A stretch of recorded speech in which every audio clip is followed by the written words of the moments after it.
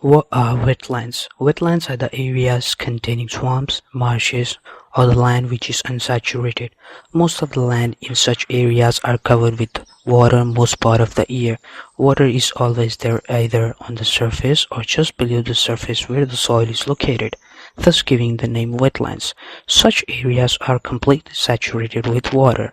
The distinguishing feature of wetlands is hydric soil that has served at home to unique aquatic creature and vegetation. Almost every continent comprises a wetland. Opposing to what butts in mind, the wetland is not a dirty place. Instead, it has very important environmental functions to perform like flood control, purification of water, the stability of shoreline, etc. Hence, the wetlands are considered to be important for the environment because they themselves are a very rich environment within themselves. But the current issue is that the wetlands are suffering from environmental degradation and significant efforts are being put into to create awareness about wetland issues amongst the people. This video will focus on the wetlands located in South India, how important they are, how they are managed, how they are moving towards degradation, varieties of species dwelling there, some of the stakeholders, and what necessary steps are being taken to preserve such rich environment culture of wetlands. Wetlands in South India.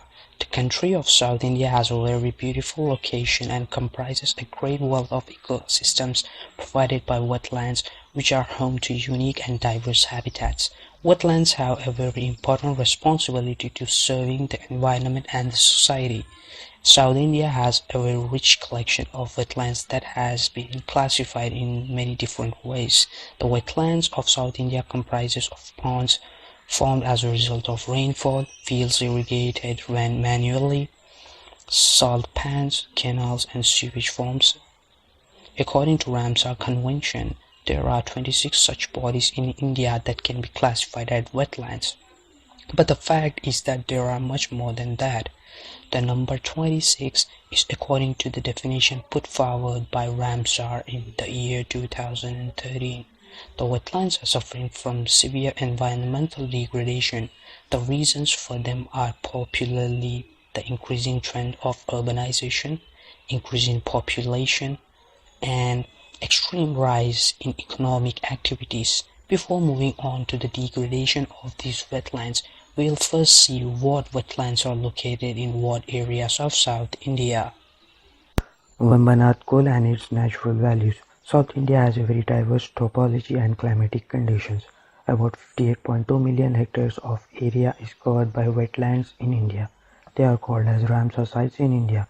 This paper will mostly focus on the Ramsar sites in South India, starting with Vambanath coal located in 9.5968 degrees to the north and 76.3985 degrees to the east in the state of Kerala. It is an old lagoon lake in India. Vallarpadam Island and Willingdon Island are located in the vicinity of this lake. The geographical location is very beautiful, attracting tourists from all over the world, but there is a serious threat to this Ramsar site. There have been extreme levels of population in several areas of the lake, due to which the water quality is degrading. The Indian government has expressed their concern over the dilapidating condition of water in the lake and has assigned the site to the National Wetland Conservation Program. The lake also has dwelling around it formed by almost 1.6 million people who depend on this lake for their livelihood as well. According to the Ramsar Conservation, this site was made a part of wetlands list so it can be taken care of, maintained and utilized in the best possible way. Vambanath coal is home to many animals and plant species. It provides shelter to about 20,000 waterfowls, which forms the third largest population of its birds in India. A large number of shrimps are also found there. Kolleru Lake and its natural values. Another important Ramsar site in South India is Kolleru Lake, which is located in the state of Andhra Pradesh. It is located exactly at 16.6500 degrees to the north and 81.2167 degrees to the east. It is one of the biggest shallow lake made up of fresh water. It is connected to Godavari and Krishna systems of irrigation. It was declared as an international standard wetland in November in the year 2002, but since many years the lake has been a victim of pollution. Thousands of fish were taken out from the lake, and because of this the lake suffered a lot in in terms of outer and inner beauty. The people living in the vicinity had a lot of dependency on the lake for fresh water. That access was also threatened and the lake was seriously polluted. A lot of birds and flying creatures do the migration to and from the lake, and the lake serves as home to many species.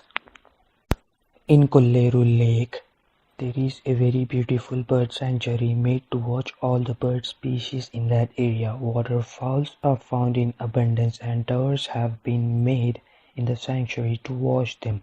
Purple heron is also found there, but all of these species are under the threat of getting endangered because the lake and its vicinity area is suffering tremendously from degradation. Astamudi Lake and its natural values. The third Ramsar site in South India is Astamudi Lake. It is located at the coordinates 8.9592 degrees to the north and 76.577 degrees to the east in the state of Kerala, and is also known by the names of Kerala backwaters.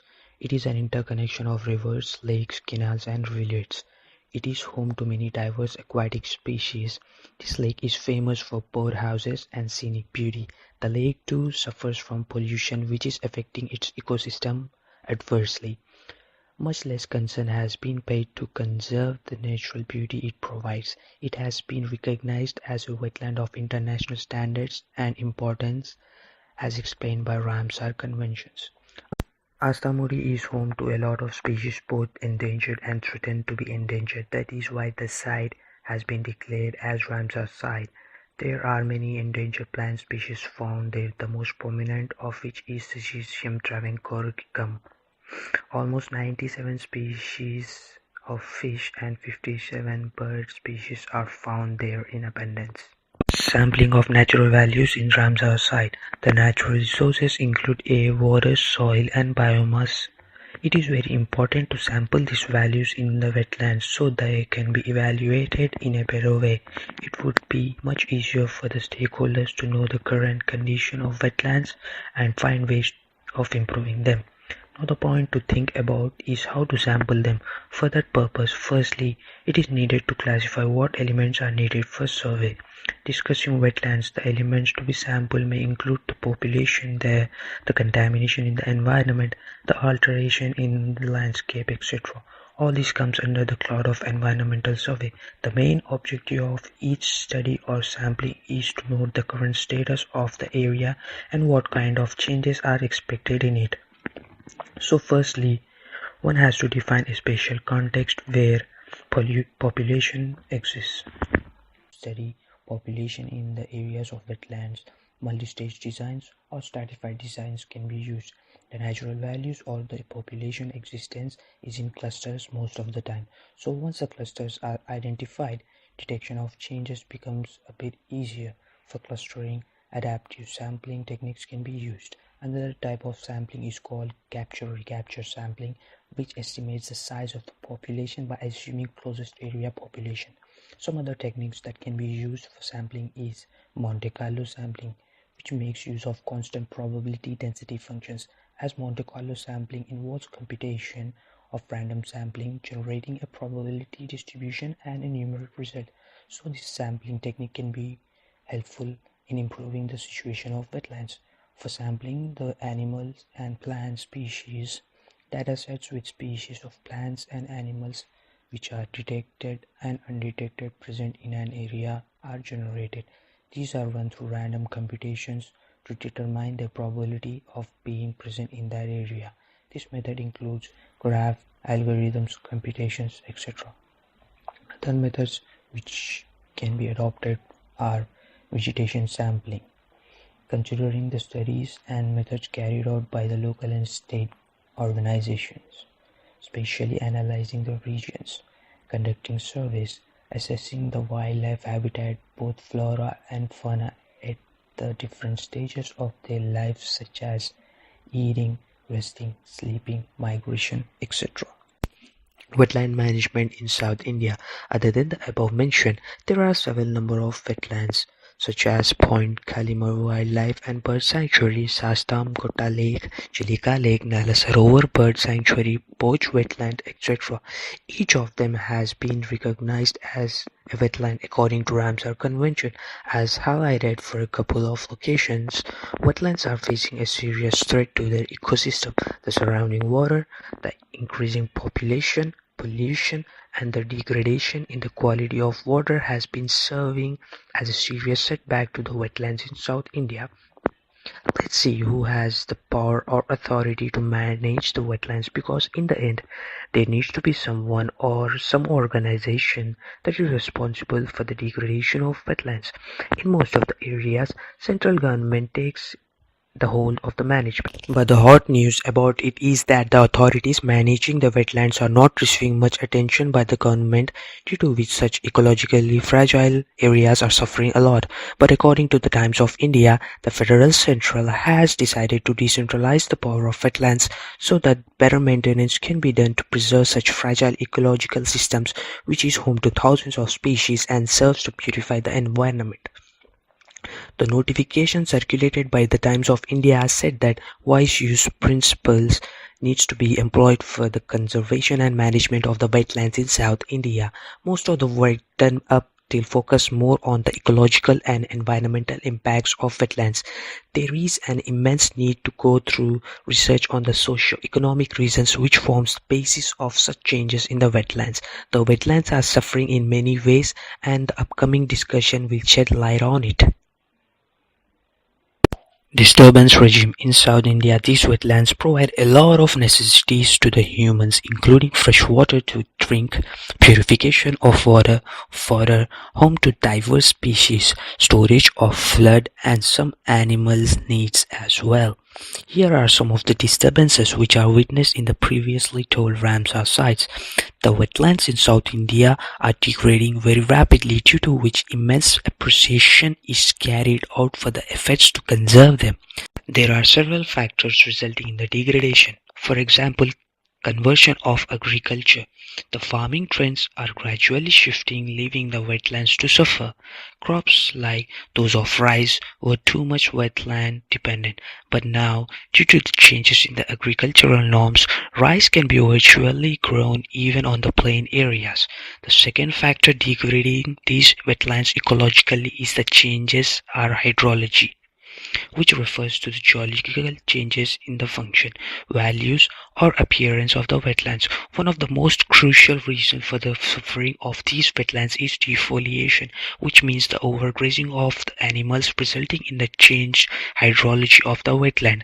Stocking of livestock can lead to the reduced vegetation on the wetland, which affects the capability of the soil to remain fertile and continue growing. So, to overcome that, the animals should not be overgrazed on the wetlands. Other than that, there are some changes that are caused by humans that become one of the major reasons for the changes in the regime of the hydrology of wetlands. This causes a severe setback to the wetlands, especially of the tropical regions. Another important reason for the wetlands to suffer is the degradation of water quality. There is too much pollution in the water due to the increased pollution of humans and socio-economic regime. Pollution in the water has increased so much that not only dirties in the water but also is harmful to the aquatic species that resides in it. In South India, there are almost more than 50,000 lakes and freshwater ponds that are polluted to the extent of being declared as dead. Water pollution is mostly caused by human sewage, the water of the industries, immense use of insecticides and pesticides, etc. And the last and generic reason of this wetland degradation is the global climatic changes that have forced the world to redefine the climatic regime. It is actually a cycle. The more the climatic changes, the more the wetland degrades. The more the wetland degrades, the more it contributes towards climatic changes. So basically, they both complement each other. The climate is continuously moving towards drier and hotter regime, and that may render a lot of regions of South India to have reduced habitat. Disposal of religious idols is also one of the main human cause for the disturbance in these wetlands due to construction of hotels, increased tourism, etc. have led to the enhanced pollution in the area due to which the ecosystem is being affected. Government of Kerala has also taken steps to improve the condition of Ashtamudi area, but no prominent steps have made their way to the surface. Fragmentation of these wetlands has mainly occurred due to the construction which resulted in obstruction of water flow. Bridges built on dikes, culverts, roads, etc. are some of the constructions which cause this destructive phenomenon. Fragmentation has led to two different compartments in each of these wetlands. Flooding. All these wetlands are flat and with low gradient. Heavy monsoon rains are expected in these areas. Impact on hydrology due to construction of fish pools stemmed in waterlogging directly upstream of reservoirs. This is mostly seen in Kolleru Lake. Water quality. The quality of water has been compromised due to fragmentation. This reduction in quality was caused in two different forms: point source and dispersed. Point source is usually caused by sugarcane mills and surrounding industries. Dispersed pollution is caused by the use of chemicals in growing rice in surroundings. This is observed in Vembanad coal region as well as in Ashtamudi Lake. Threatened species: about 153 species of fish, more than 50 varieties of birds were recorded, out of which 7 are long-distance migrants, 78 insect species, 63 species of mangrove and marshy associates, in addition to 2 endangered species, Syzygium travancoreum and Calagus rotang, are present in these wetlands. As mentioned before, wetlands are not just swamp or marshy places. Instead, they hold a whole ecology and habitat within themselves, providing home and shelter to thousands of species. Both plant and animal species are found there, but with the increased risk of wetlands getting degraded, these species are at an equal risk of getting affected and become extinct in extreme cases too. Many exotic species of plants are also found in the wetlands, like Salvinia and hyacinth. They are floating plants on the surface of water and are formed in such a way so they can clog the water paths and grow very rapidly. The property of these plant species is very beneficial when it comes to segregate and water things like heavy metal or other rubbish from the water. Most of the importance of wetlands is referred to the existence of exotic plants and animal species, and their degradation will directly decrease the value of wetlands. Since human activities are playing a major role in altering the landscape of South India, there is a very bright chance that wetlands would lose their value as more and more species start becoming extinct. There are many animal species too that are threatened by the decreased value of wetlands. Panthera tigris is known as to be the largest tiger in the world and is found usually in the tidal mangrove wetlands in South India near Sundarbans. Other such animal species include South Indian rhinoceros, many exotic species of alligators, crocodiles, South Indian elephants, etc. all depend on wetland ecology in one way or another. The fauna of birds is also looking up to the threat of extinction, as the pink-headed duck has already become an extinct species. Other than the mentioned species, there must be myriads of other species too that are moving towards the black hole of extinction without any notice. Care needs to be taken in this regards as well. Here is a list of some of the threatened species found in these wetlands: spot-billed pelicans, gray-headed lapwings, bar-tailed godwits, spoon-billed sandpipers, Syzygium travancoricum, Calamus rotang, Panthera tigris, South Indian rhinoceros, large whistling tails, etc. One of the invasive species found in Bambanat Coal is Clarias grappaneus, which was brought to India from Bangladesh. These fish are performing well in their new habitat, but they can turn invasive as their population is growing faster. Some of the invasive species found in Kolleru Lake are Tilapia Oreochromis mozambicus. This fish was introduced to commercial purpose, but this has replaced the native fish. Steps taken to conserve wetlands by stakeholders. Wetland areas, which are also called as taken wetlands areas, are severely under the pressure of degradation process, and it is not only harmful to the common people, but is also a threat to the species living in the wetlands. The government needs to take some serious steps in order to preserve the natural landscape. Realizing the need for its conservation, Government of South India formed National Wetland Conservation Program (NWCP) to cater for the management of over 115 wetlands. There is also a Central Wetland Regulatory Authority whose main task is to identify and protect such wetlands. Frequent meetings are planned to be held almost every month between Central Wetland Regulatory Authority and National Green Tribunal. In 2010, Government of India then decided to introduce Wetlands Conservation and Management Rules, which was made under the cap of Environment Protection Act 1986. India has made an overall plan for wise conservation of wetlands, but for these specific regions, integration programs have failed to surface prominently. On a broader picture, it is one of India's primary concerns to improve tourism and agricultural regime in wetlands. Government of Kerala has taken some steps to improve the paddy cultivation in Vembanad coal area, and it is hopeful of the Indian government that more focus will be paid on such regions that are in dire need to be preserved. Each and every wetland should be managed properly because they are interrelated to each other. If there is a change in one wetland, changes are noticed in various surrounding wetlands, which results in the decimation of entire wetland ecosystem. So basically, Government of India has also realized the loss that the country may have to occur because of degradation in the value of wetlands, so they are finally taking steps to overcome the difficulties and preserve the natural landscape formed by the fragile ecosystems wetlands. Conclusion.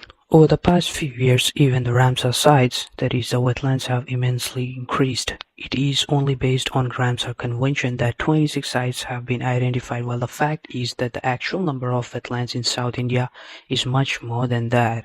A number of wetlands that have been identified by NWCP have reached about 115. The most important thing is that government should not only focus on a few wetlands which are in spotlights. Instead, there is a need to conserve and maintain all the wetlands in South India for the sake of betterment of society, economy, environment, and overall strength of the country. It is a good step by the government of South India that they have realized that the preservation of wetland is multidimensional procedure and is impossible for the Ministry of Environment to handle it all alone, making small and authoritative organizations lead to better maintenance and better outcome of overall efforts. Thank you.